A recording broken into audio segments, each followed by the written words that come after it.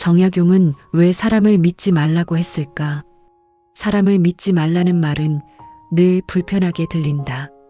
세상을 삐딱하게 보는 사람의 말처럼 느껴지기도 하고 상처받은 뒤에 나온 냉소처럼 보이기도 한다. 그래서 대부분은 이 말을 곧바로 밀어낸다. 사람을 믿지 않으면 어떻게 관계를 맺고 어떻게 함께 살아가느냐고 묻는다. 정약용도 이 반응을 알고 있었다. 그래서 그는 사람을 믿지 말라고 단정적으로 말하지 않았다.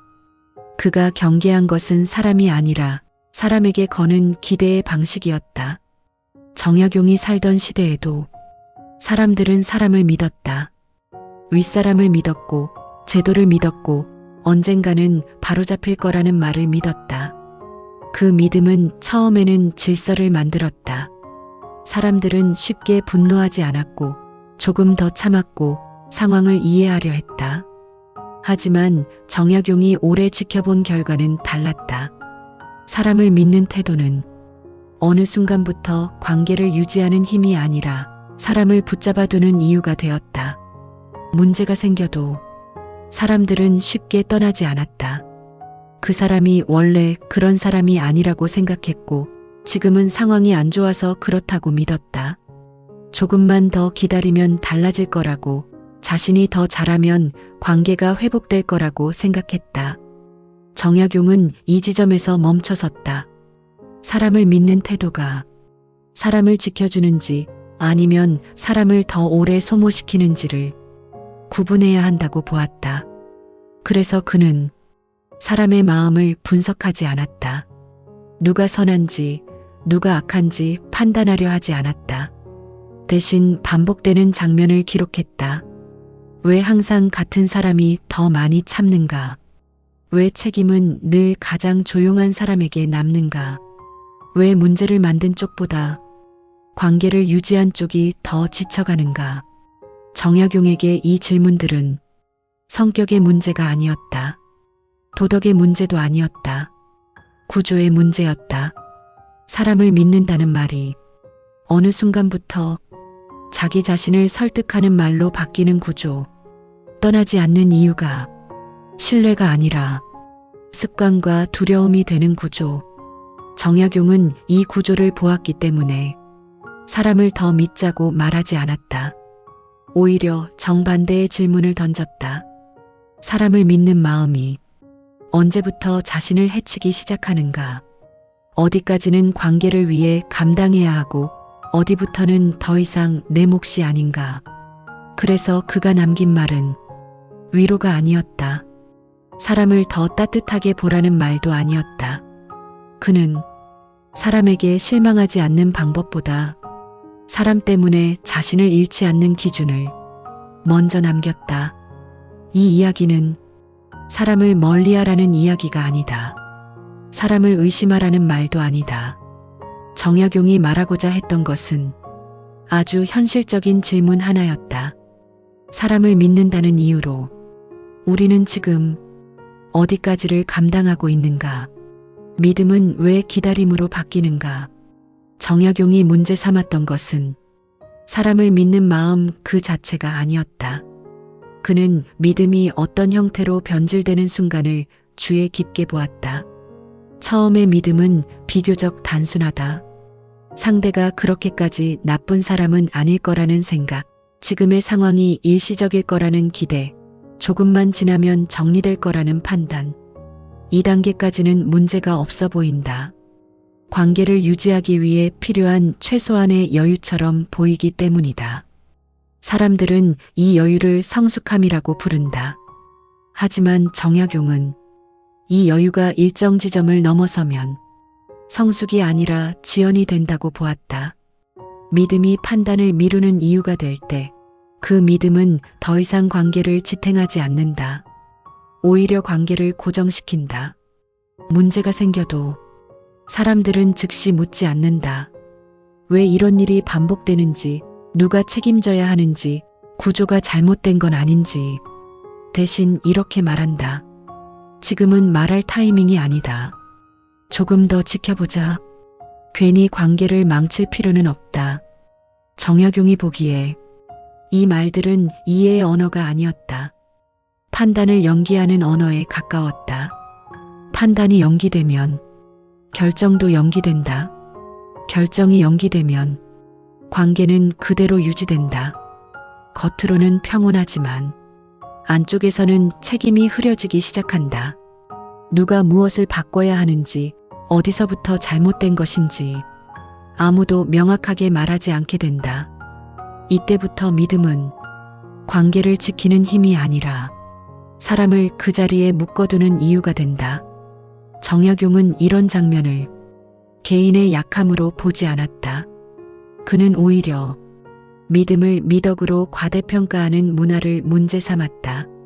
믿는 사람이 참아야 하고, 이해하는 사람이 조정해야 하고, 조용한 사람이 관계를 유지해야 한다는 암묵적인 기대.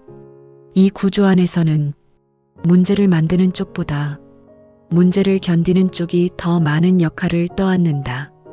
그리고 이 역할은 누가 시켜서 맡은 것이 아니라 스스로 떠맡게 된다. 정약용은 이 지점을 특히 경계했다. 사람이 자발적으로 책임을 떠안는 순간 구조는 더 이상 자신을 설명할 필요가 없어지기 때문이다. 믿음이 계속되면 상대는 변하지 않아도 된다. 관계가 유지되는 한 문제는 급하지 않게 취급된다. 정약용은 이것이 사람이 가장 조용히 소모되는 방식이라고 보았다. 겉으로는 아무 일도 일어나지 않는다. 갈등은 폭발하지 않고 관계는 끊어지지 않는다. 대신 사람만 조금씩 달아간다. 이 과정에서 사람들은 종종 이렇게 말한다. 그래도 그 사람을 믿고 싶다. 이 정도는 감당할 수 있다. 정약용은 이 말을 미덕으로 해석하지 않았다. 그는 이 말이 자기 자신을 설득하는 문장이 되는 순간을 가장 위험하게 보았다. 왜냐하면 그때부터 사람은 더 이상 상황을 보지 않고 자기 태도만 점검하기 때문이다. 내가 너무 예민한 건 아닌지, 내가 더 성숙해져야 하는 건 아닌지. 문제는 여전히 같은 자리에 있는데 시선만 안쪽으로 접힌다. 정약용이 보기에 이건 믿음의 문제가 아니었다. 기대가 구조를 가리는 방식의 문제였다. 그래서 그는 사람을 더 믿으라고 말하지 않았다. 대신 이렇게 묻는다. 믿음이 판단을 대신하고 있지는 않은가? 기다림이 책임을 미루고 있지는 않은가? 관계를 지키는 이유가 이미 관계를 설명하지 못하는 단계에 와 있지는 않은가? 이 질문은 관계를 끊으라는 말이 아니다. 사람을 의심하라는 말도 아니다. 정약용이 던진 질문은 관계의 방향이 아니라 관계 안에서의 역할에 관한 것이었다. 그리고 이 질문이 쌓일수록 그는 한 가지 결론에 가까워진다. 사람은 믿음 때문에 무너지지 않는다. 믿음이 기다림으로 변한 상태에서 너무 오래 머물기 때문에 무너진다. 정약용은 왜 사람의 마음보다 사람이 놓인 자리를 먼저 보았는가? 정약용은 사람의 마음을 믿지 않았기 때문에 사람을 경계한 것이 아니다. 그는 오히려 사람의 마음이 상황에 따라 얼마나 쉽게 바뀌는지를 현실적으로 받아들인 사람이었다. 그가 보기에 사람의 행동을 결정하는 것은 성품보다 자리에 가까웠다. 선한 사람도 성실한 사람도 어떤 위치에 놓이느냐에 따라 전혀 다른 선택을 하게 된다는 사실을 수없이 목격했기 때문이다. 그래서 정약용은 저 사람은 원래 그런 사람이다라는 말에 쉽게 동의하지 않았다. 그는 늘 질문의 방향을 바꿨다. 그 사람이 어떤 사람인가가 아니라 그 사람이 어떤 자리에 있는가, 무엇을 결정할 수 있고 무엇을 결정하지 않아도 되는 위치에 있는가. 이 차이는 크다. 자리에 따라 사람은 설명해야 할 이유가 달라지고 책임을 져야 할 범위도 달라진다. 정약용은 이 점을 행정과 정치, 조직의 문제에서 가장 분명하게 보았다. 목민심서를 보면 정약용은 백성의 마음가짐을 길게 논하지 않는다. 백성이 왜 불만을 가지는지, 왜 질서가 무너지는지를 도덕적으로 설명하려 하지 않는다. 그가 집요하게 파고든 것은 관리의 역할이었다. 누가 결정을 내리는 위치에 있는지, 누가 문제를 막을 수 있는 권한을 가지고 있는지, 그리고 그 권한이 실제로 어떻게 사용되고 있는지였다. 정약용에게 권한은 특권이 아니라 책임을 동반하는 자리였다. 결정을 내릴 수 있다는 것은 결과에서 빠져나올 수 없다는 뜻에 가까웠다. 하지만 현실은 달랐다. 결정은 위에서 내려졌지만 문제가 생기면 책임은 아래로 흘러갔다. 이 구조가 반복될수록 사람들은 한 가지 착각을 하게 된다. 문제가 생긴 이유를 사람의 태도에서 찾기 시작하는 것이다. 누가 더 성실했는지, 누가 더 참았는지, 누가 더 이해했는지. 정약용은 이 방식이 문제를 해결하지 못한다고 보았다. 오히려 문제를 고정시키는 방식에 가깝다고 판단했다. 사람의 마음을 탓하기 시작하면 구조는 설명되지 않는다. 설명되지 않는 구조는 다시 반복된다. 그리고 그 반복은 항상 같은 자리에 있는 사람을 소모시킨다. 그래서 정약용은 사람의 됨됨이를 바꾸려 하지 않았다. 사람을 교화하려 하지도 않았다. 그는 구조를 먼저 적었다. 누가 무엇을 책임져야 하는지, 어디까지가 역할의 경계인지, 그리고 어떤 순간부터 개인의 선의로 감당해서는 안 되는지. 이 관점에서 보면 정약용의 태도는 차갑게 느껴질 수 있다. 사람을 이해하려 하지 않는 것처럼 보이기 때문이다. 하지만 그는 오히려 사람을 가장 현실적으로 이해한 쪽에 가까웠다. 사람이 늘 옳은 선택을 할 거라는 기대를 처음부터 하지 않았기 때문이다. 그는 알고 있었다. 사람은 언제든 흔들릴 수 있고 상황에 따라 침묵할 수 있고 자기에게 유리한 쪽으로 해석을 바꿀 수도 있다는 사실을. 그래서 그는 사람에게 기대지 않았다. 대신 기준을 남겼다. 사람이 선해질 것을 기대하는 기준이 아니라 사람이 흔들려도 피해가 최소화되도록 만드는 기준이었다. 이 기준의 핵심은 단순했다. 결정을 내릴 수 있는 자리는 결과에서 빠져나올 수 없게 해야 한다는 것. 권한이 없는 사람에게 책임을 떠넘길 수 없게 해야 한다는 것. 정약용이 말한 신뢰는 사람을 믿는 감정이 아니었다. 역할이 제자리에 있을 것이라는 최소한의 기대에 가까웠다. 그래서 그는 사람을 더 믿으라고 말하지 않았다. 사람의 마음을 좋게 만들자고도 하지 않았다. 그는 자리를 바로 놓는 일부터 시작했다.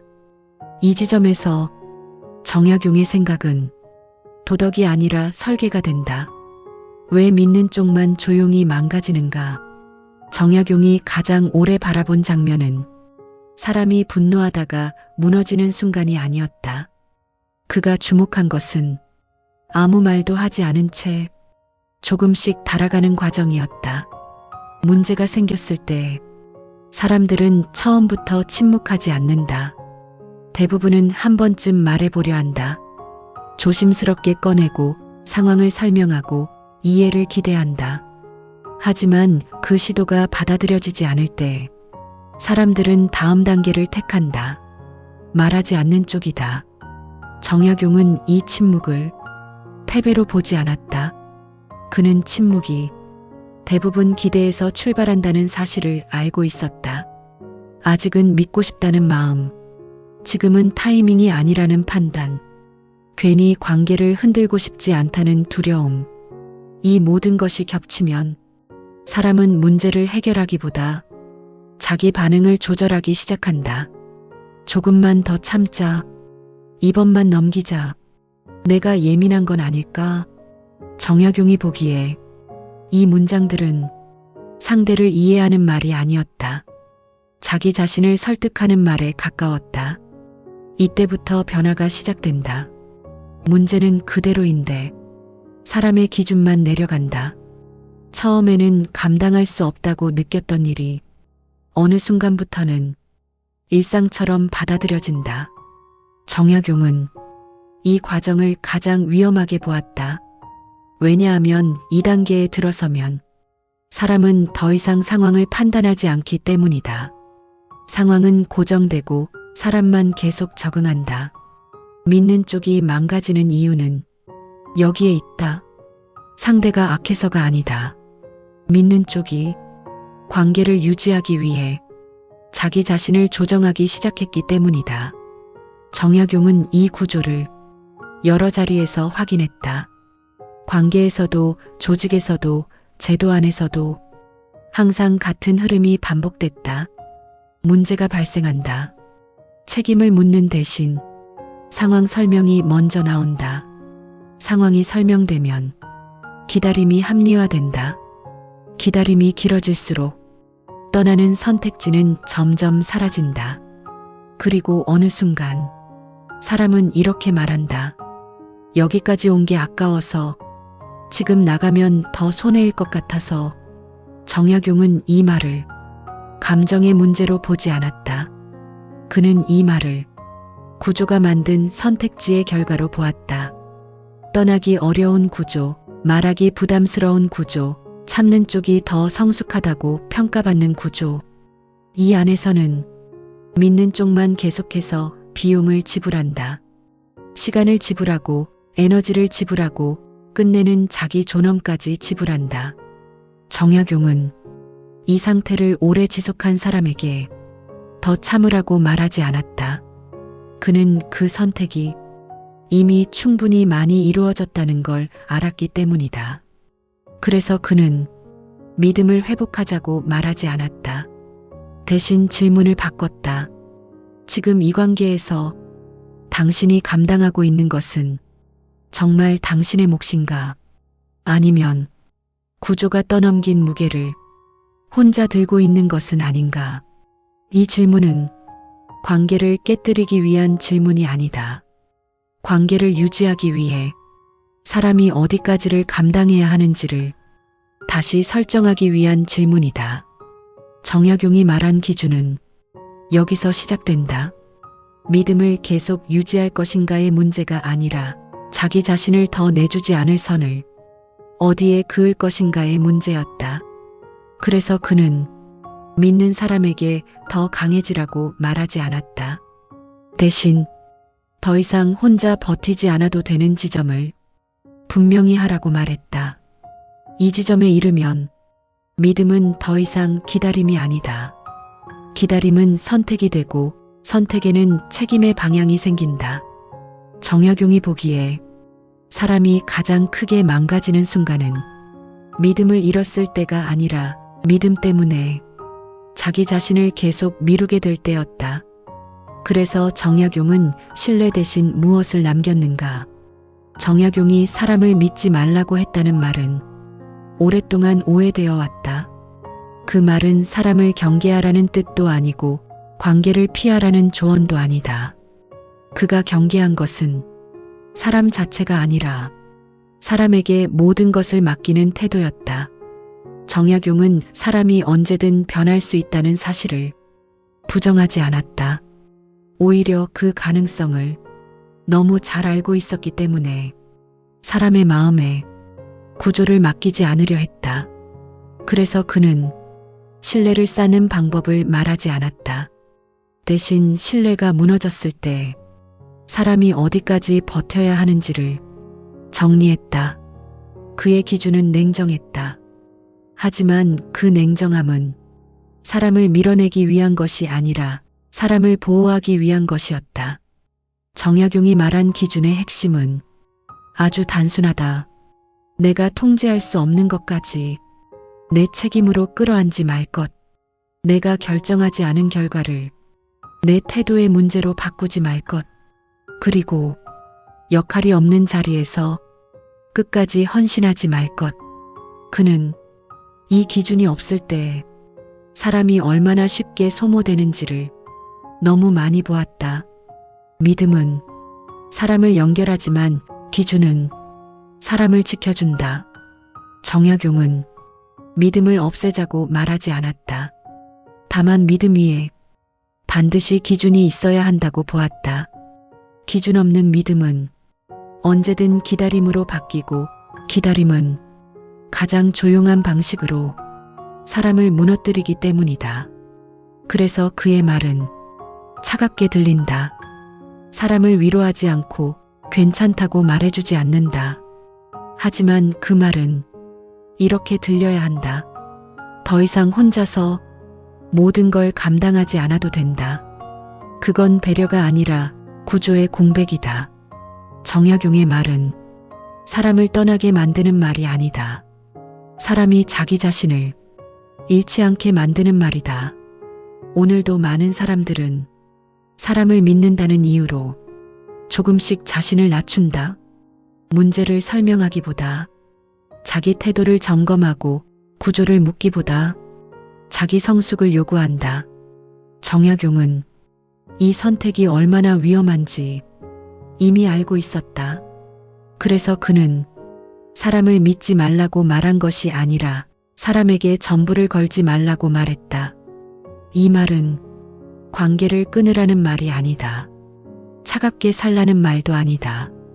다만 사람과 관계 속에서도 자기 자신을 끝까지 남겨두라는 말이다. 정약용이 남긴 것은 해답이 아니다.